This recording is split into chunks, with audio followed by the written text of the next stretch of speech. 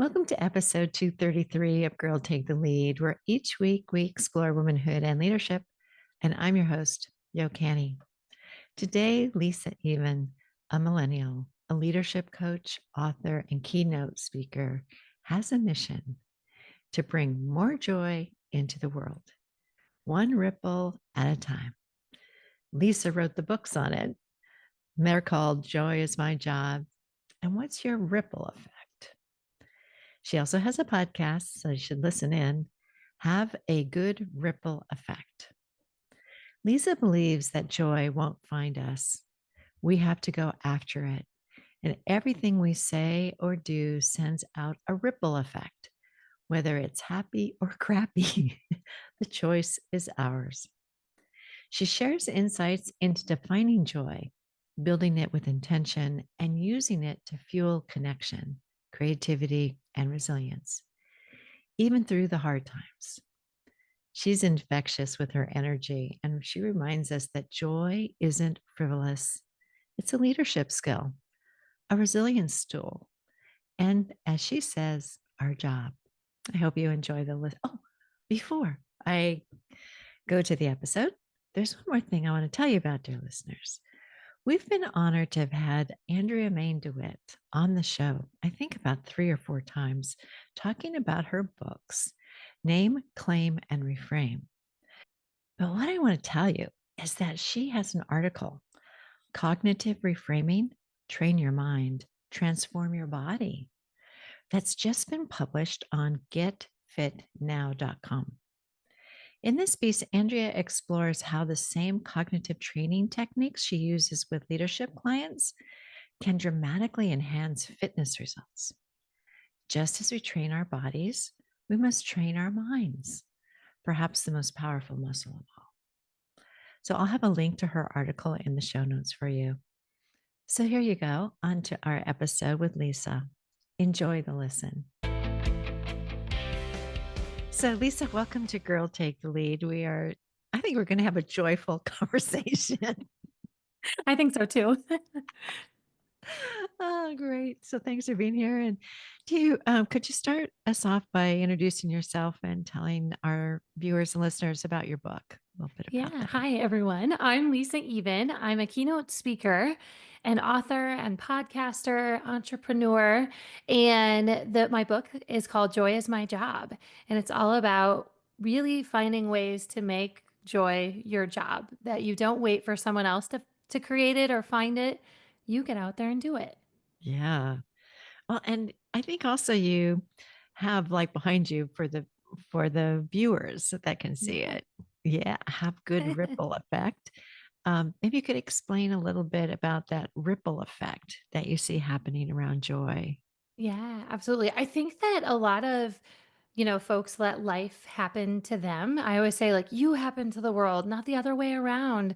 And when it comes to life being really hard and really heavy, sometimes it's easy to show up in an instance and forget that you actually have a ripple effect in every moment of your day, Mhm. whether sometimes it's good, sometimes it might not be, but there's an opportunity to really be contagious in many ways. Yeah, because you say that joy is contagious.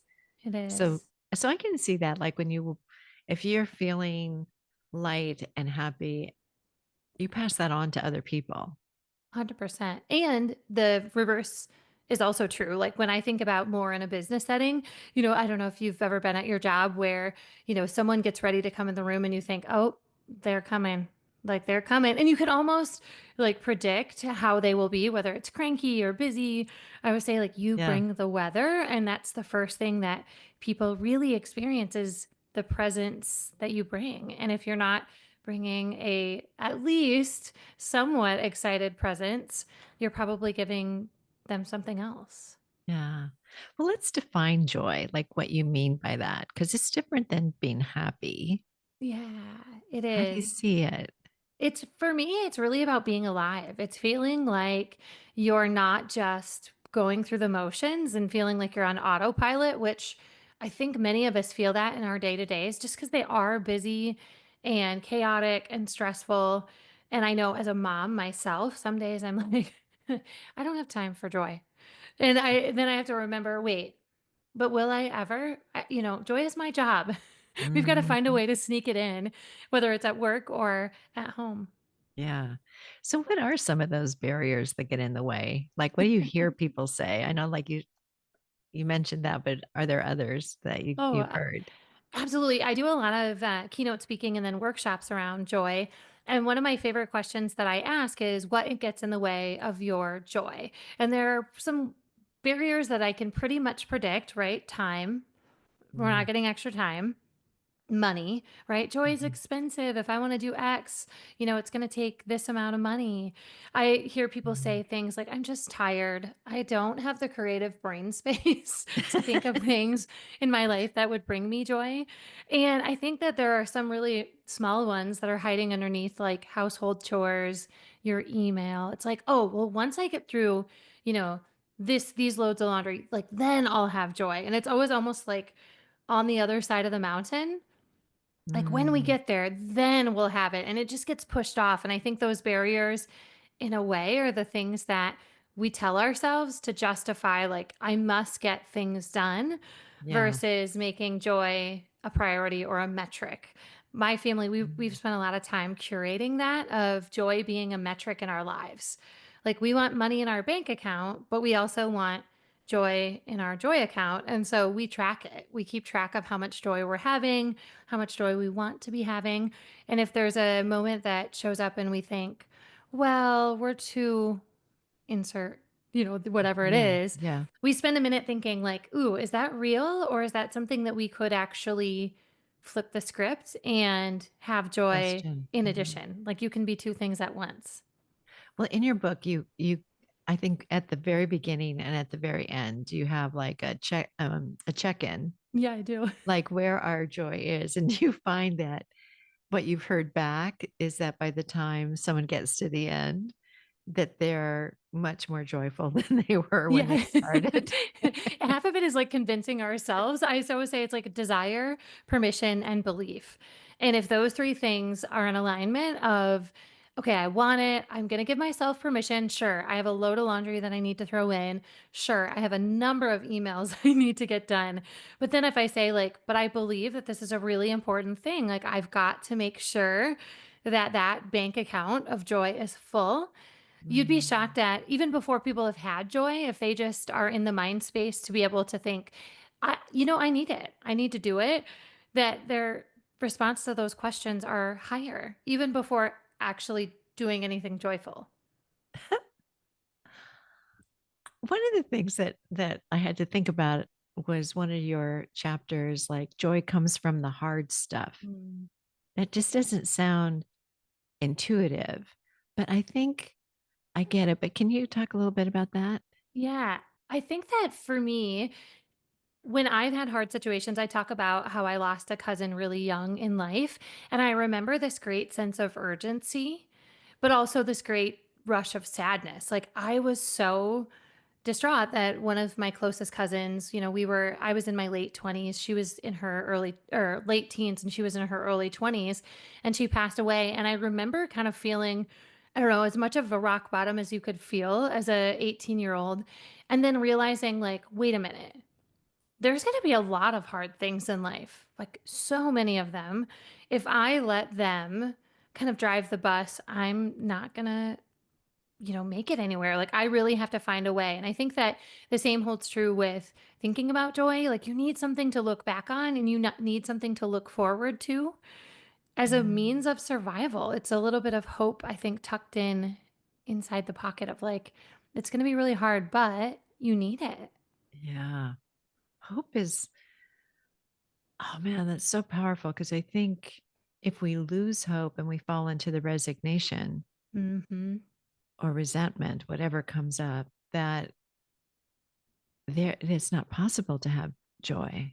Yeah. And I always say, I had one woman at a session, we were talking about joy. She raised her hand and she said, I have enough, thanks. Like, I have enough joy. And on the one hand, I was like, I wanted to be like, mic drop, because the room had, hundreds and hundreds of people in it. And the other part of me almost was nodding my head, like, yeah, if you don't think it's possible, you're right. Or if you have enough, You're right. And I went over to her, and I know she was probably not meaning it in maybe a good way, but I said to her, if you are having enough joy, you are going to be the most popular person at this table because people want to know how. And she kind of looked at me like, no, no, that's not what I meant. And I just smiled and I was like, but she had a point. Like if you have enough or you don't want it, great. But if you do, if you really do want to make like your one life joyful and fun and entertaining, even through the chaotic mess that life brings us, like, I'm ready. I can show you how. Yeah. It's amazing. And it even prompts us. We were in St. Louis, our Airbnb flooded, and my husband wakes me up in the morning and he's like, I don't know how we're on the sixth floor, but there is water coming through the front door. And I remember my son turning to my daughter saying, Elena, we cannot let this ruin our vacation. Joy is our job. And I remember like wanting to brush my shoulder off of like, yes, yes, that is what joy is about because there are really hard things and then when you're sitting there thinking, this is really hard, I want you to be able to pivot. Mm, mm, Yeah. that's so great. Well, what do you think some of the misconceptions are when it comes to either building a joyful culture or being present Yeah. to joy in the moment? I mean, is that part of it? I think so. I think one of the biggest misconceptions is that it takes a lot of effort. That Mm, either building, whether you're thinking about your team culture or even like your family's culture, I always say if you're thinking about a group of humans, right? Their culture is all of the ways of being. It's traditions, it's habits, it's how we're showing up, it's all those things that we don't say. And if you think about it, when you want to affect a culture, even your family's culture, your work culture, or even your community, I always say, like, sometimes you don't have to make it a big lift. And I think joy is the same. Sometimes people think, oh, joy takes a lot of work, a lot of planning. I have a girlfriend and we have this funny thing that we do where she will text me or call me and she'll say, hey, do you have 15?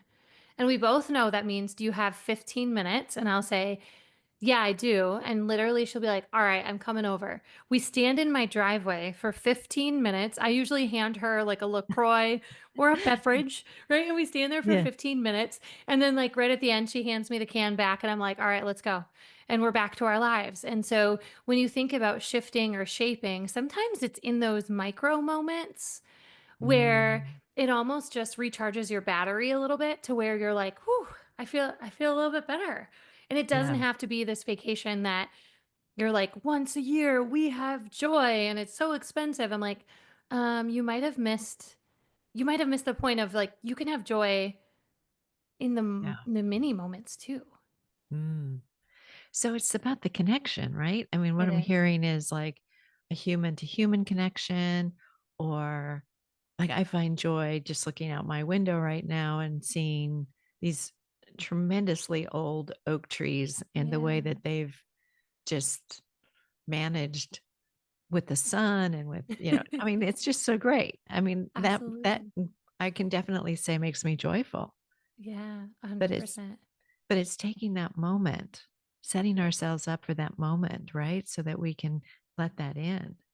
I have a good friend. He he came to one of my sessions and then a few weeks later messaged me and said, "Lisa, I found my joy." And I was like, "Oh, well, I'm always curious. Like, tell me where are you finding joy?" And he says, "I have been when I put my coffee on the coffee maker, I sit there and for 5 minutes I watch it brew." And he goes, "I am so thankful and so joyful, and the smell is amazing." He goes, "It's like how I start my day with 5 minutes of joy." And I'm like, Mm. "Yes." Like 5 minutes and you've figured out that joy is all around us. It's just a matter of being in tune to it. Well, we talked a little about hope being involved Mhm. in joy, but I think what you're just speaking about is gratitude. Yeah, Gratitude seems to be also very present it if we're is. going to be joyful. It is, and I think about one of the concepts I talk about is how your joy is gonna look very different than someone else's. And so I give some joy challenges, some things like homework, as it will, to be able to get out there and do it. And one of the homeworks that I give is to get in someone else's joy. So my Mm. husband, once a month, we're sitting down, we're watching a sports game that he likes, and my only job is to nod and smile. He wants to tell me all of the statistics about this player and where they played before. And honestly, normally I'd be kind of like, oh, kind of feeling tired, like this doesn't matter at all to me.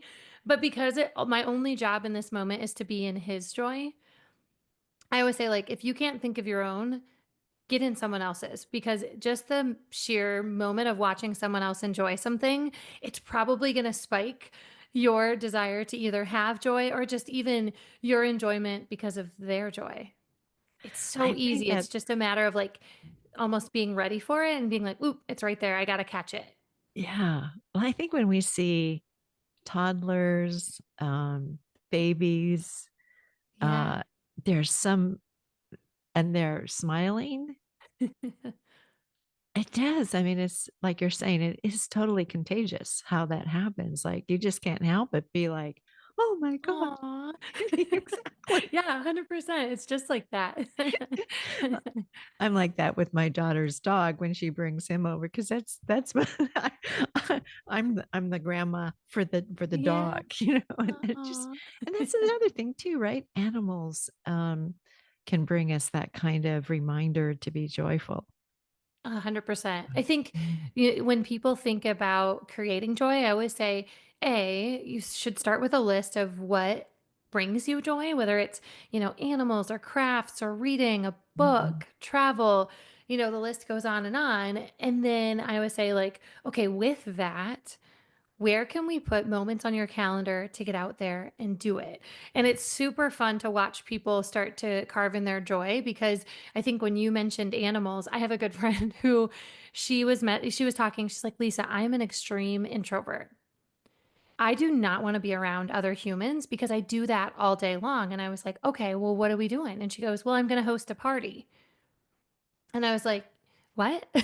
She's like, I'm like, "Wait, didn't you just say there were going to be no humans?" She goes, "Yes, this is a party, a garden party." She goes, "I grow flowers all summer long, and then at the end of the summer, I'm going to host a garden party where I put out vases and scissors, and I'm going to text my friends, 'Hey, please come to my garden party on this day between these hours. Please pick yourself some flowers and know that I Oh, love you.'" oh, Yes, I won't can be I be there on her at the list? garden party. And I was like laughing. I'm like, "That is the best party that I've ever heard for an introvert." And she goes, "I know." So I think that, if you can get a list going and if you can think about the list that makes you light up, Yeah. that's where the real secret to it is, because the thing that brings me joy is going to look different and it's going to be uniquely me. And so I have a note in my phone, and it's now I listen for other people's joy when they're like, "Oh, last weekend I did X." I'm like, oh, I'm going to write that down. I'm just a joy collector. So great. Okay, I got to ask you this question because I had this when I was reading your book. Joy and humor. Mm, I guess it must be about the connection, right? I mean, like I just connected with you on you being a joy collector, and I thought yes. that is so great, and I found it humorous, and I connected. Is that what you think it goes on there with joy and humor? I think so. I think there's an element to it because oftentimes when you're in something really hard, there's a moment where you have to reframe it. And I think in the reframing comes a little bit of humor, like almost zooming out and being like, "Can you believe this? We had a house fire due to lightning." And I remember in that moment watching as, the fire crew was packing up all of their hoses and my house was half gone. I remember thinking, huh, that just happened, right? Like I had to zoom out and kind of laugh because otherwise I would cry. And I had to think, huh, well, how do we turn this into joy? And so there certainly is an element of humor. And I think, even we started our joy calendar. Our kids were pretty little at the time. We took them to a movie, and inside the movie they were rolling around on the floor, throwing popcorn, being extremely disruptive as, little kids can be. And we ended up having to leave the theater. We get out to the parking lot and my husband and I are looking at each other like this was not joyful. Like we cannot count this on our joy calendar. And as we're kind of going back and forth on whether or not this actually counts, our kids were running around in the grass and my husband kind of points over my shoulder and he's like, "Hey, I think mission accomplished. They're having a great time." And I remember like looking being like, "They're having a great time." Like mission accomplished. And I think that being able to just laugh and think, "Okay, life is Mhm. messy, joy is messy." And yeah, you're going to be contemplating joy when your house is, smells like marshmallow and is burnt half to the ground. I think there is an element. I think Mhm. that really truly again, like I say, it comes from the hard stuff of being like, yeah, just when you thought life couldn't throw you something even crazier, it Yeah, here it does. comes. Here it comes. Exactly. Yeah, I definitely think that is part of resilience, Yeah, 100%. right? Like we definitely maybe there's moments of joyfulness in the resilience that we get. Um, but it's definitely on the journey. Yeah. It is. I was talking to a friend. She's a bereaved mom, and we were just talking about how she sits on a board for bereaved mothers, and they have this amazing conference every year. And we were talking about this year, I'm going to be donating some books to it. And she said, "Lisa, I know that joy and bereavement don't always feel like they go hand in hand, but I want these mamas to know that there's something after the pain." And as she said it, I'm like Mhm. sitting there like tearing up, like, yeah, there is something after the pain. And I think, when you come from a place of like, okay, I have no choice but to be resilient, like, hopefully you can make Mhm. joy your job and say, well, if I want to stay like this, I can stay like this. But if I don't, maybe there are some teeny tiny itsy bitsy little steps that I could take to reclaim that, to kind of say, like, no, joy is my job. Like, I only get one go at this and to go after it. Mm. So you mentioned some strategies. You mentioned like you can make a list of the things that bring you joy and then put them on your calendar. Um, be a joyful collector, Yes. which is so cool. What other strategies do you think our listeners and viewers can Yeah. Well, take? the first order of business is always the list. And I know that this is the most common sense thing that I say. And then people, I'm like, where's your list? And they're like, well, I don't have one. I'm like, well, you need one because I can almost guarantee that the time is going to come around on a Friday night when you look at your friend or your spouse or even yourself and you say, "Where do you want to go to dinner?" And then the other person says, "I don't know. Where do you want to go?" And then you have this back and forth of like, "Well, I don't know. I don't know. I don't know." And then like the moment passes and you don't end up doing it. And so I always say if you can create a list of things, and those can be things like make a particular meal, go to a place that you used to go. I even said to my husband, I'm like, I used to rollerblade. Now, I'm not sure that I can, right? I don't know if I still can or not, but thinking about, okay, what is it? What could be on this list that you used to do, want to do, hope to do? And then from there, I'm always saying, like, put it on the calendar. If it doesn't actually make it from the list to the calendar, there's going to be kind of that Mhm. challenge, right? That barrier of like, well, I don't have time. Well, I don't have money. And I always say, even if you just put it on the calendar and you write joy, when that time comes, you're going to be like, where did my list go? Like, get that list back out. And you'd be shocked at how one like moment of joy will lead to many more. I have some joy Mhm. challenges that I give in the book. Things like, all right, we are not getting more time. Mm. Okay. We are not getting more time. If I gave you 1 hour, what would you do to create a little joy? And you might be sitting there thinking, Lisa, I don't have an hour. Then I'm like, okay, what about 15 minutes? Do you have 15? And it's really about like getting into the mind space of that. And I always say like themes are really great. Oftentimes, if you can create a theme, we had a holiday party called Frozen and Flannel. So we had all of our friends and neighbors come over, and you were supposed to wear something sparkly or something flannel. And it was just a reason to have a party. We didn't Oh, have like fun. no one told us, it was just like, I Yeah. don't have any joy like right here. And January, February are hard. I want joy on my calendar right there. And then it was kind of like, okay, we'll have that. One of our neighbors, who's like 6'5", wore an Olaf suit.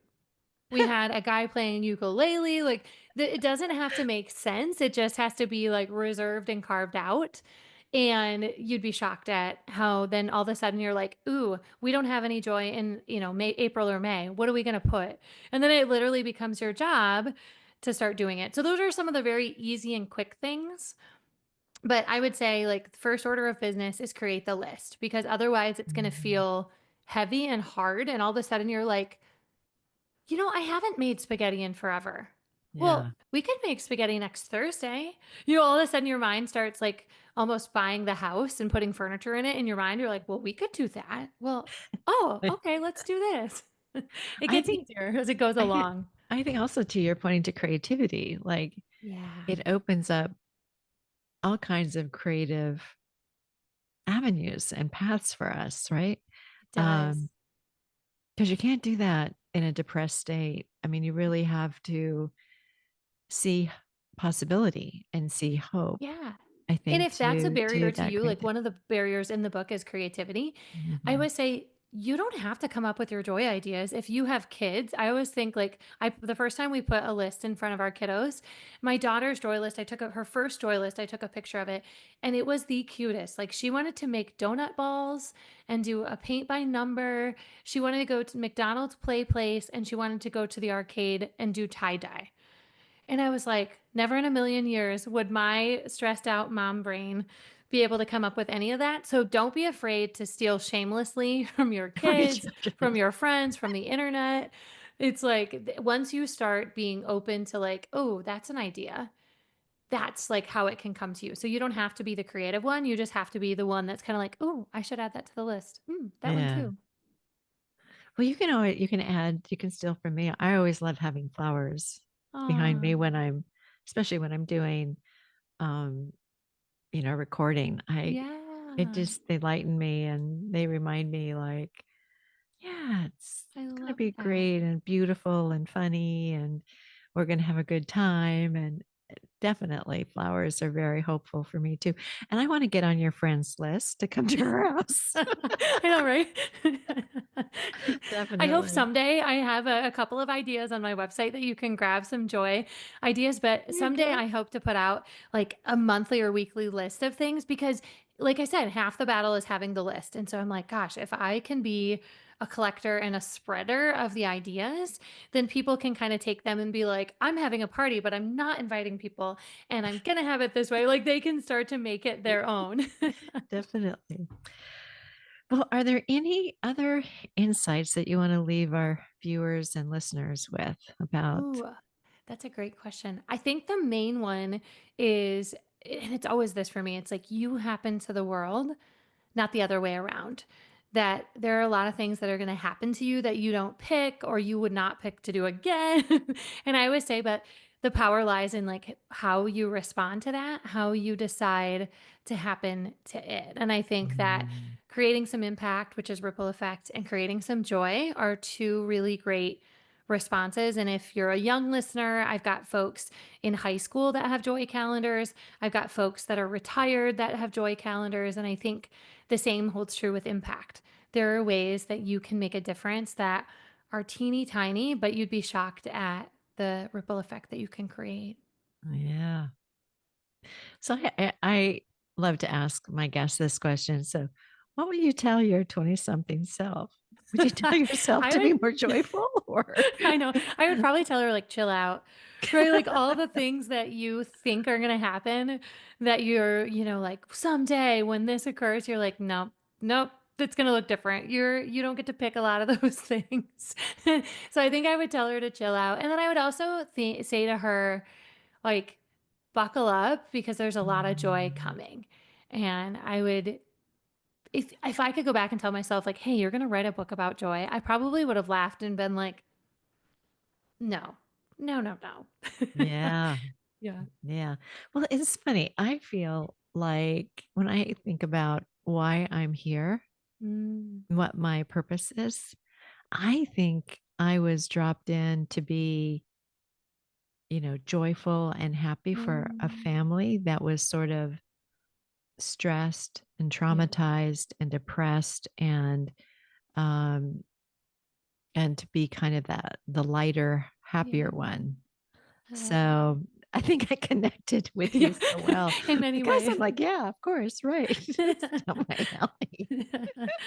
Mm, Well, I think you had a chance to go to our website and take a look at our card and gift store. I love it. And there was one that spoke to you. Do you want to share that Yes. with our I loved the one that said, "Shine like the universe is yours." I Yeah. think, that just leans into like you happen to things. So, like, let it Mhm. shine. Whether it's big or small, you're introverted or extroverted.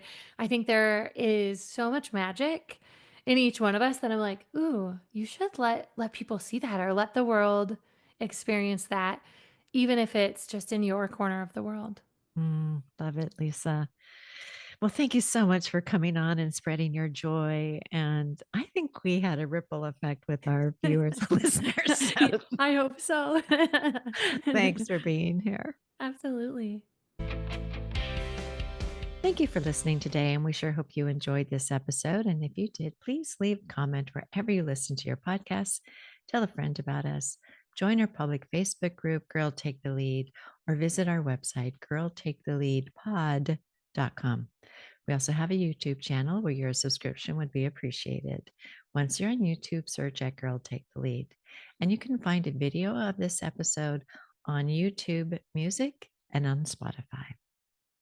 Some of my favorite quotable moments with Lisa were, "You happen for the world, not the other way around." And her most famous one, "Joy is my job." But I also liked, "I'm a joy collector." And then the way she reminded us that there is something after the pain. Hmm. Here are three takeaways. One, we all have an opportunity to be contagious every day. If you feel light and happy, you spread that along to others. Joy is like being alive and not just going through the motions. Barriers we can see getting in the way are time and money. We can make joy a priority and develop it as a metric in our lives, just like Lisa did. Convincing ourselves involves desire, permission, and belief. Two, hard situations require us to tuck in some hope and joy. We have the power to pivot our perception in the moment of those difficult times. One misconception is that it takes a lot of effort, but you can have joy in a minute. It's about connection in the moment. Three, one challenge we can all take on is learning to be in someone else's joy. Seeing that is totally contagious. Animals can remind us to be joyful. Half the battle is having a list of things that make you joyful. What would be on your list? Hmm. Our next guest is Laura Zavelson, a corporate finance escapee turned serial entrepreneur. She's a former professor of entrepreneurship, and she's the fairy godmother for new business ideas. She helps Gen Xers who are laid off, pissed off, pushed out, or burned out capitalize on their expertise and experience to build a business as a coach, consultant, or independent expert. In my conversation with her, we talked about the Gen X escape plan, the poison ivy problem, and a success squad. She offers tons of experience and insights into building a business and to ditch the job search. Such juicy topics. So please join us again. And thanks for being here.